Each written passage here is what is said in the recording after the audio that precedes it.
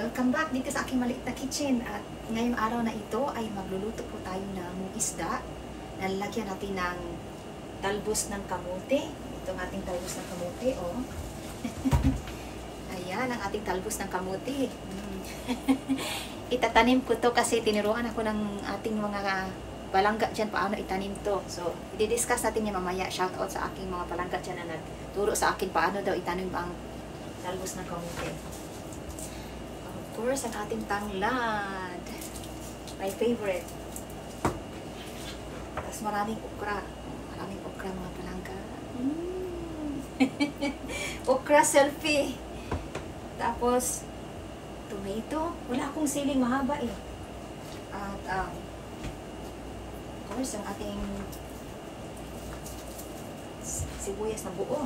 So, okay. Nabili ko itong buto-buto actually siya. Mura lang siya sa Asian store dito sa amin kasi kapag mga buto-buto, parang inano nila mga palangga, parang reject na. So, parang $3 lang yata ang parang balot-balot. Mga buto-buto ba? Ito mga buto-buto siya. Eh, gusto ko kasi mas marami siya kasi salmon siya, marami siyang laman, buto-buto siya. Gusto ko masarap siya sa lagyan ng sabaw. And of course, someone na hindi marunong kumain ng buto, lalagyan ko na lang nilang red snapper siya na isa, yung kanya lang, no? Sky Chris. Para makakain naman siya ng tinulang sinigang na isda na may talbos ng kamote. Okay, let's do it. So, alam niyo naman siguro kung paano ito gagawin. Ang aking apron na tinahi ay malaki kasi kay Kristo eh. So, alam niyo naman paano lutuin ito mga palangga. Mag-ano lang tayo ng tubig.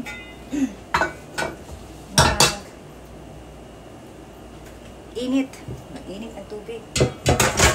Nawala ang boses ko. Ewan ko suddenly.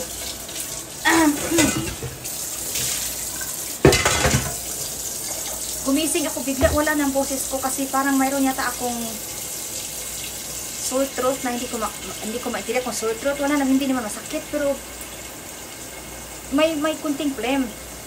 Yung anak ko, yung nakaraan, kapag bumibisit kasi yan, humahalik yan sa akin. So, mayroon siya yatang sakit. So, sabi niya, mama na, nabigyan daw niya ako ng kanyang cold. So, kaya siguro na, hindi ako nakapag-live ilang araw na dahil wala boses ko. Hindi ako magkanta mga palangga. Tonight is how the world's a town. Wala akong boses mga palangga. So, sige na lang. Mag-vlog muna tayo habang wala tayong boses.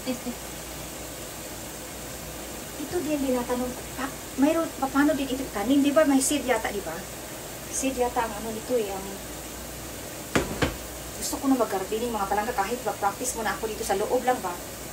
Kahit sa loob lang ito ng bahay namin na pag winter, yung ano lang, yung pot lang. Tapos kapag masanay na ako, mag-ano na tayo, nag-invest na tayo ng greenhouse. Kasi mga palangga, hindi natin alam ang pangyayari. Paano ko ba ito sasabihin ang aking pagdi sa inyo ngayon? So, hindi natin alam mga pangyayari mga palangga. Mag-invest tayo sa gardening. Kaya,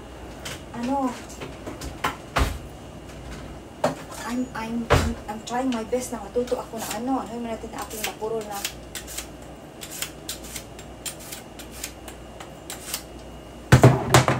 invest sa gardening ba? Tapos, kapag alam ko na paano kung tutubo na yung aking kahit kamatis, bibili ako sa Timo ng parang siyang layer na na portable na para siyang mayroong mga palangga, meron siyang may gulong. So kung winter ididalhin ko na sa loob, no? Taguan ko ang aking kamatis. Try ko talaga yun. Hindi pa eh. Wala pa kasi China. Subukan ko bubili ako ng mga seed ng tomato at saka kung ano pang mabili natin. Practice lang pa, practice. So, ano natin to, kita naman siguro ang aking pag-chop-chop, no? Ang init pa rin dito. I don't know kung ano naramdaman ko. Ang init eh. Kainitan ako. Gusto ko pala mga palangga sa aking tinula or sinigang na isda. Gusto ko maraming kamatis. Kasi kahit hindi na ako naglalagay ng maraming asin. Kasi may mga high blood na tayo. Makukuha ko na yung flavor ng sa tomato ba. Kaya magtanim na ako ng maraming tomato para ito kadami, ganito kadami ang aking tomato mga palangga. So, ilagay na natin ito dito. Ayan. Okay. Tsaka, ito pa diba? Ubusin ko na to.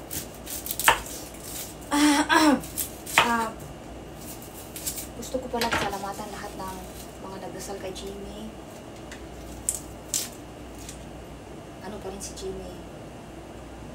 Malakas pa rin siya kahit may pain siya. Bukas, mayroon siyang appointment sa kanyang veterinary na nag-surgery sa kanya ng first na cancer niya. Let's hope for the best. Sana sasabihin, no, mabubuhay pa si Jimmy, no? I don't know. But, tanggap ko na naman mga palangga, tanggap ko na talaga yun. Na, pwede na rin, okay na. Basta ayaw ko lang makita siyang mag-suffer ba. Salamat talaga sa lahat na nagdasal, ha? Salamat talaga sa inyong order. So, itong aking, pasensya talaga sa boses ko kasi wala akong boses ngayon. Aking buong onion, ilagay na natin sa ating tubig na may. Lagyan ko yan na sinigang mix mamaya. So, ito, i-chop muna natin to. Sige, i-focus ka natin to sandali mga palangga, ha? Okay, I'll be back.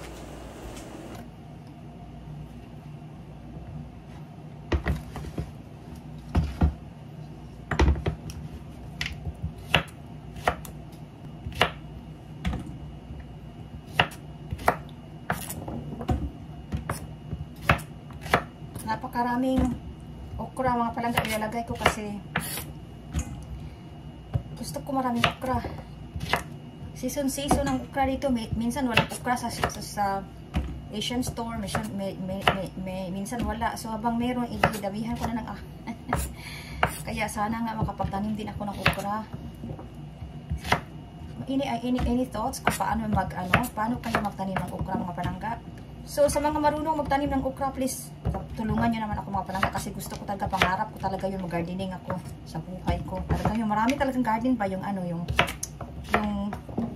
hindi na ako bibili. No? Masarap kasi yung ikaw talaga naghirap sa pagkain mo na tinanim mo. Sana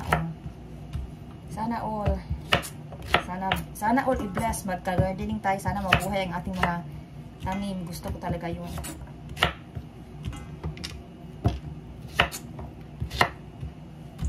Tatay ko, tatay ko at saka nanay ko, mga farmers yan sila. Pero nung lumipat na sila sa Negros, nagtatanim, mayroon silang mga salite. Shout out mga Pansito family, mga Aquin. Mga Pansito family sa Leyte. Mga sila, mayroon silang mga rice, yung pataniman ng mga plantation ng mga rice, mga kung ano-ano pa, mga buko, mga ganon. So, bago sila naglipat sa Negros, marunong sila mananim. Ito, naubos ko na. So, ito na yung ating okra. Tapos, ito mga palangga, ito siya. Ganunin lang to. Pag maghagpat, ganunin lang, diba? So, daw to may turo sa akin na anuhin daw ito, ibaba daw ito sa tubig. So, ang question ko, hanggang kailan siya ibaba? Tapos, pag may gamot na daw, parang mayroon na siyang gamot na. So, yun na daw, itanim ko na daw sa punla o sa lupa. So, thank you talaga sa tumulong. Thank you. Mayroon din nagsabi na pwede daw ito itanim diretso. So, subukan ko both, no? Ito lang itong mga palangga ang gawin natin, no? So, yes, marunong po ang aking mga magulang mananim kasi farmers sila. Tapos, nung lumipat sila sa Negros, kasi mga Caminos sa Escalante City, yung mga ninuno ko, yung great-grandfather ko, kasi siya yung may-ari ng Balintawak ba? Escalante City. Caminos, si Juan Caminos. Yun yung great-great-grandfather ko. So, lumipat yung mga anak niya from Leyte to, nawala daw nagsialisan So, hinanap daw yata ng I don't know, ng lolo ko yung mga anak niya. So, natagpuan yung iba na sa Leyte. So, umuwi sila ng Negros. So, pagpunta doon ng parents ko, may asawa na sila. Young age pa ang nanay ko, tatay ko, nagkasawa, 19 yata sila. mayroon silang 2 anak, yun si ate ko at saka kuya ko. Hindi na sila nakapag ng mga palay kasi iba ng sa atin sa Negros mga tubo, mga plantation, hindi sila marunong mag ng tubo. So fortunately may lupa naman, malaki naman yung backyard doon sa amin.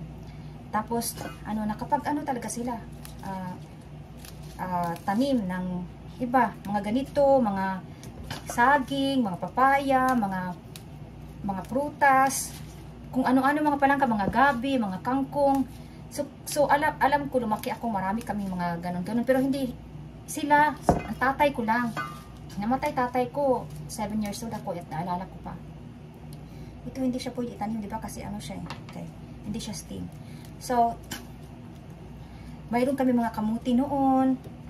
Doon din namin kinukuha yung mga pagkain namin, yung mga yung sa umaga, nagluto kami ng saging kasi napakarami namin saging, mga palangga na kasagingan nga.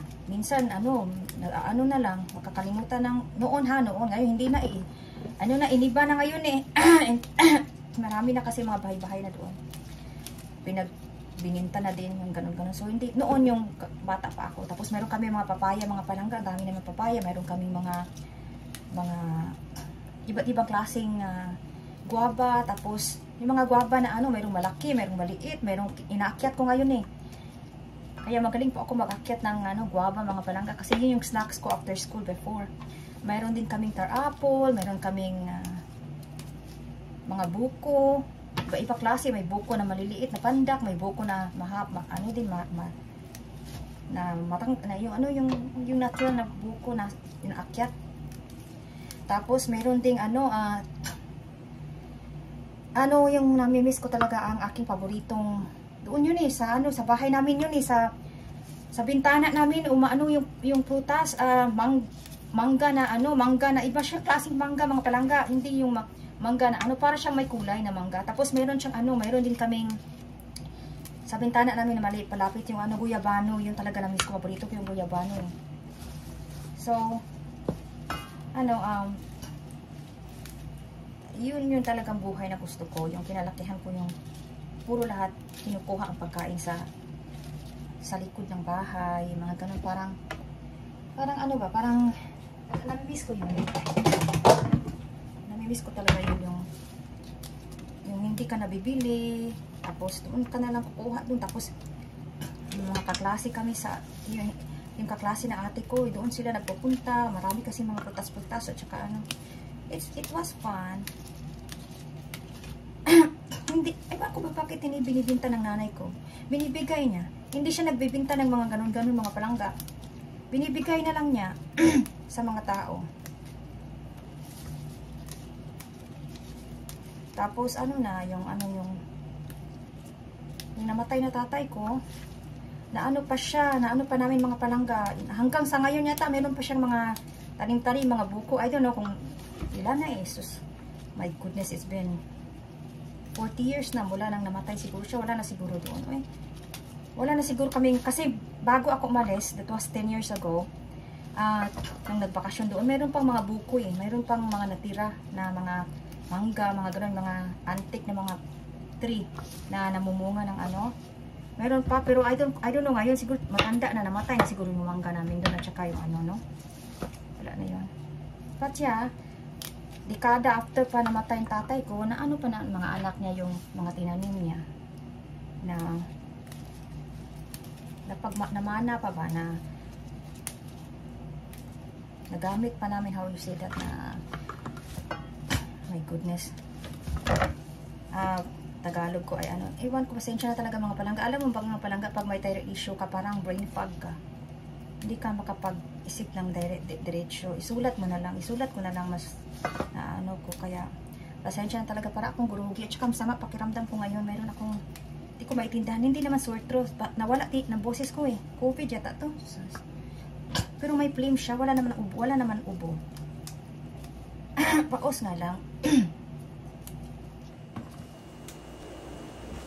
So ito yung aking ito ang aking steam na itatanim ko to mga palangga. Shout out pala sa aking palangga dyan kanina na nag-message na si Helen Di Ramos. Thank you to you sis, na to ibabad ko dito sa tubig. Ibabad ko dito sa tubig, tapos hintayin na lalabas yung gamot, tapos itanim. Parang gusto ko yung idea. Ito, subukan ko yan. At saka may ano din doon may isa dito palangka na si Brianna, na nagsabi, ano lang din daw, tanggalin ko daw yung yung dahon, ganito. Tapos yung ano lang daw, yung ito, ilagay ko lang daw sa lupa. Subukan ko din, boss. Makabili mamaya, bukas siguro kung ni Chris may time shop, makabili ako ng yung parang lang ba, yung ganon-ganon lang muna. Titignan ko muna kung talaga tutubo siya. Yung handy ba, kasi kung sa labas ko itatanim ngayon mga palangga, palamig na, mamatay din siya. So, yung na lang muna, yung ilalagay ko sa loob kung malamig, no? So, susubukan ko, boss, yung sinabi ni palangga Brianna na tatanggalin, tapos ilagay daw sa lupa. At saka sa isa din palangga na si Helen, ibaba daw to sa tubig. Kapag magkamot na yun, ilagay ko na. Sige, subukan ko, boss. Pagkatapos ko magluto dito, subukan ko talaga. Para para mayroon akong garden. Paborito ko to eh. Minsan lang dito sa minsan lang dito sa Asian eh. Minsan wala siya. Lalo na pa winter na wala na to. So, hindi na naman ako makakain ng So, kung mayroon akong tanim, all year round, mayroon akong talbos ng kamuti kung gusto ko. Ito din, paano din ito itanim? Paano din ito itanim mga palangga, ang tanglad? May seed ba to? Ilalagay lang to or putulin. As I said, mga palangga, po kami ng mga magulang ko, mga farmers sila, but hindi man ako natutong hindi man ako natutong tanim. Kasi mananahit ako mga palangga. Yun yung trabaho ko sa hindi na kami, kasi yung namatay na tatay ko, wala nang farming eh. Kasi nag-focus na din ang nanay ko sa kanyang maliit na negosyo para mabuhay kami, kasi ilan ang college ng nanay ko? 3. Ano pa ako noon? Grade 1. 3 ang college ng nanay ko. Hindi na niya kaya ang mag-farming pa. Goodness, ang aking boses ay hindi ko maintindihan ang aking boses. Bakit ganito?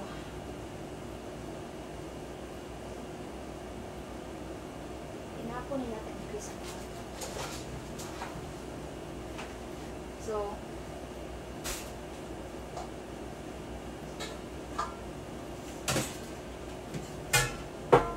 paper towel.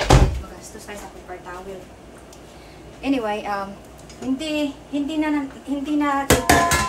na kinaya ng nanay ko magtanim pa siya ng mga ganito. So, hindi din ako na-chance. Lahat yata kami, hindi kami marunong magtanim. Pero, po namin yan, talagang mga farmers sila. Nang lumipat na kasi sa Negros, hindi na sila nagtanim. Lalo na nung namatay na tatay ko. Wala na talagang daw tatanim.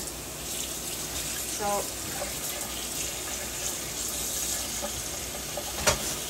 ang gusto ko itanim muna dito mga palangga ay, turuan niyo ako mga palangga itong tanglad. Paano ito itanim? Of course, ang ating talbos ng kamuti, subukan ko yung dalawang proseso.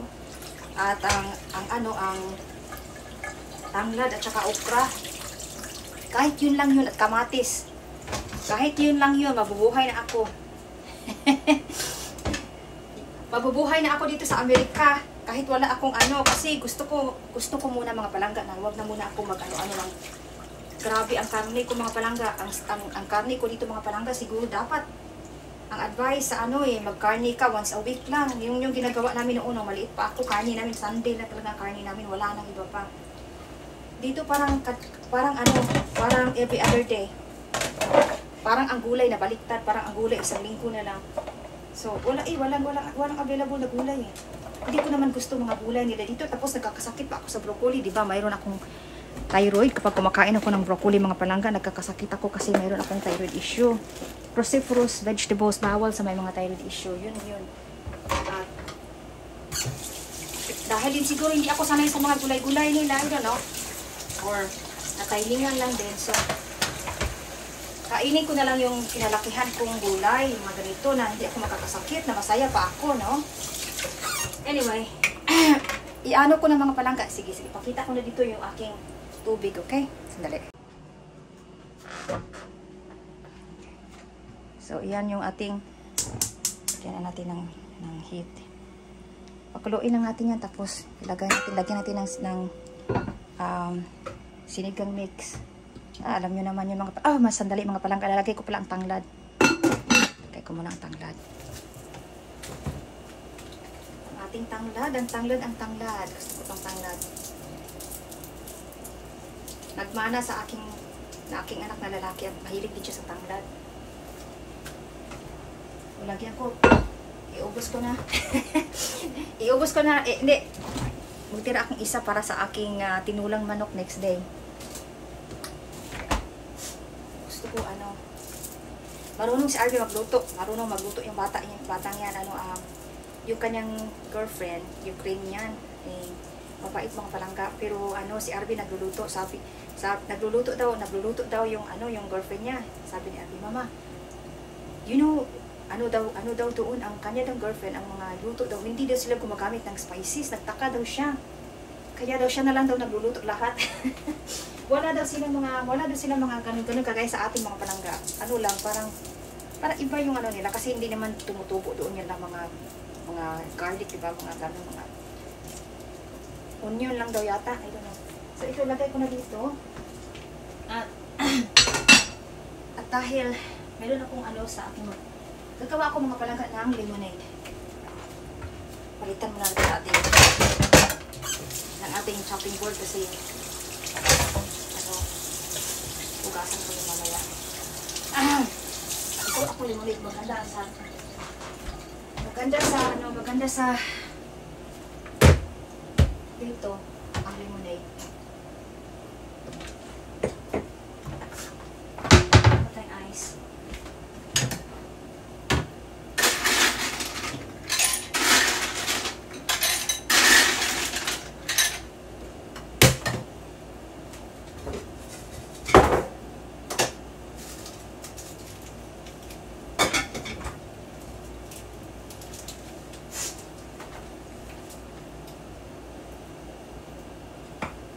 Sana may dalawang kamera ko, no? Dito ilagay ba para makita chop ko. Sige na lang. Meron akong robot dyan na hindi man ako marunong.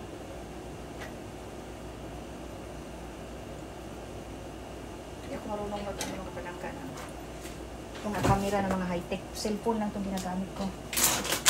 Kaya yan.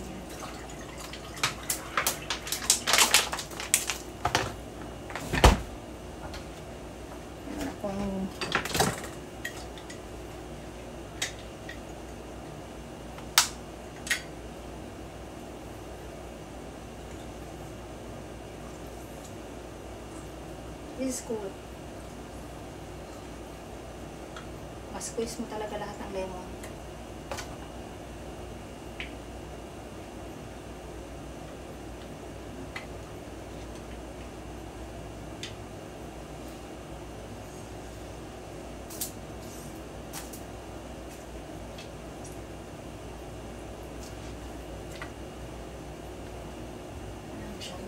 Sige na nga, ubusin ko na nga lang. Masyadong maasin, lahati yan. Tapos nilagyan ko mga palangga ng kunting stevia. Kasi para din siyang mayroong tamis. Kunti lang. Isang stevia lang.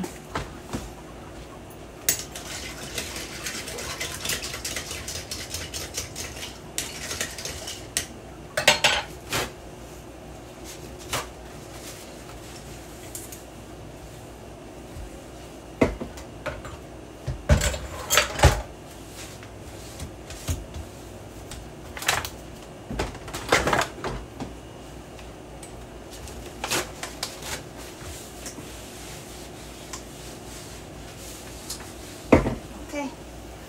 Sanitize done. Cheers! So, pag kumulo na yung mga palangga, papakita na natin ang ating tinulang salmon na may red snapper, na may talbos na kamuti at okra at sinigang mix. Ibabad ko muna itong aking talbos ng kamuti habang umiinom ako ng ating lemon para pakiramdam natin. See you soon. Cheers! Alright, mga palangga, ilagay na natin ang ating isda. Yan na isda, lumabas ka na. Yan na isda, mga buto-buto, mga buto-buto. Magka lutuan na kayo. Masarap ang buto-buto. Tapos lagyan natin yan ng mga mga pampaasim, Ay, mga buto to eh. Oh. Yum, yum, yum. Bone soup. Ayan na, mga orasyon. Marami na mga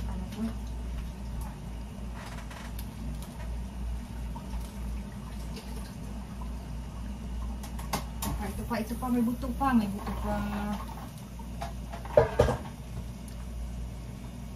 Alright, so, dahil nandiyan na yan, lagyan natin ang ating tamarind soup. Came from tamarind. Sinigang sa sampalok. Alam niyo mga palangga, dalawahin ko para mas masyadong maasim. Dalawahin ko. Alam ko mas... Hindi, maraming sodium to pero sampalok naman to, di ba? Kaya lang, hindi pa yung excuse. But okay lang yan. Isda na nga eh.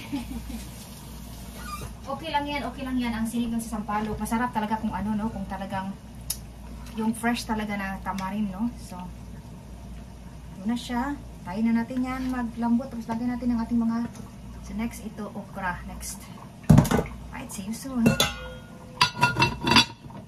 Oh, ito pala.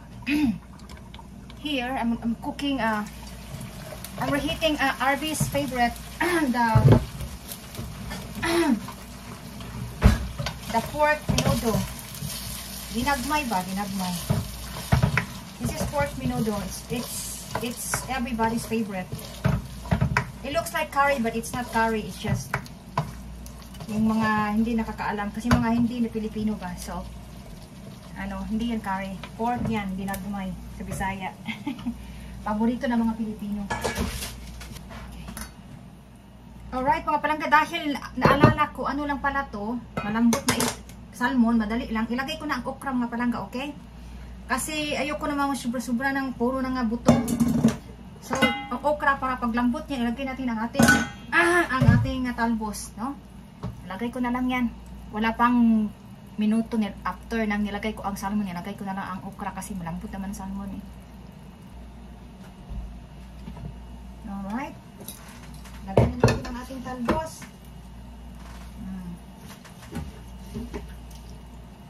Yung talbos is live. Punuin na to. Kasi minsan lang ang talbos dito lumalabas sa amin. So lutuin ko na lahat. At kung intayin ko pa, marami na siya talbos, kaya lang ayokong i-keep sa fridge kasi kung hindi siya fresh, hindi masarap, di ba? Bahala na diyan mag-apaw-apaw ang talbos. No? Umapaw ka sa pagmamahal, talbos. Kasi pag pag nalagay mo na to sa maano naman eh, bababa siya. So,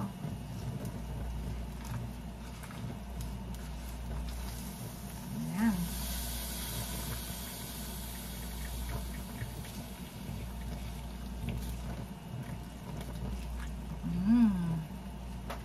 O, diba?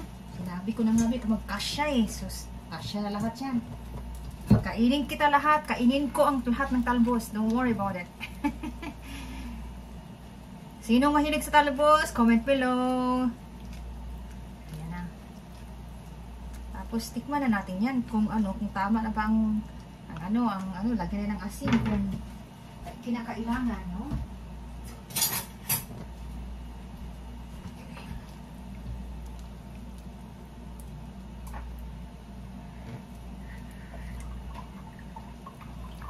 Lagyan natin ng asin konti. Kasi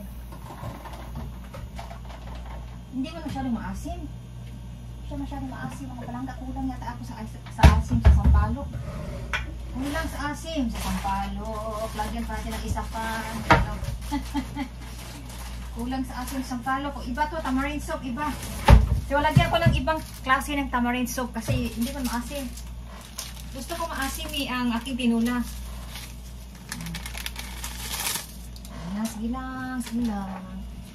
Minsan na naman to mag-ano tayo ng ano eh. Ng maasim na maasim. Oh, aking ice maker ay konting asin. Ping, ping, ping, ping, ping, ping, ping, ping, ping, ping, ping. Si ano yung nagluluto na? Si yung nagpiping, ping, ping, ping.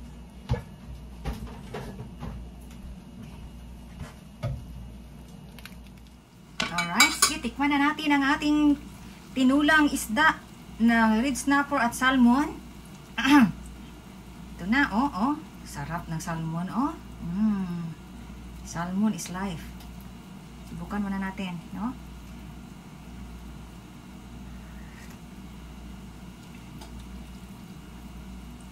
Sarap talaga ng lutong Pinoy. Lalo na kapag ano to, may kanin. Kain na tayo. Kain ako ng kanin. Thank you mga palangga for joining with me here sa aking kitchen. At ito ang ating nilutong tinulang isda na may talbos ng kamuti at okra at sinigang mix. At ito pala mga palangga ang aking ano, ang aking talbos ng kamuti. Nilagyan ko ng tubig, oh. Sis Helen, ilang araw, takpan ko ba to o hayaan ko lang? Kasi palabasin daw ang ugat-ugat eh. So, ito na mga palangga ang ating pasensya na talaga ang boses ko, wala akong boses ngayon. Ang ating homemade na, may homemade naman lahat ng tinulay. Ang ating tinulang isda ng red snapper at salmon na may okra at talbos ng kamote. Thank you for watching. Have a wonderful day. Bye-bye. I'm here.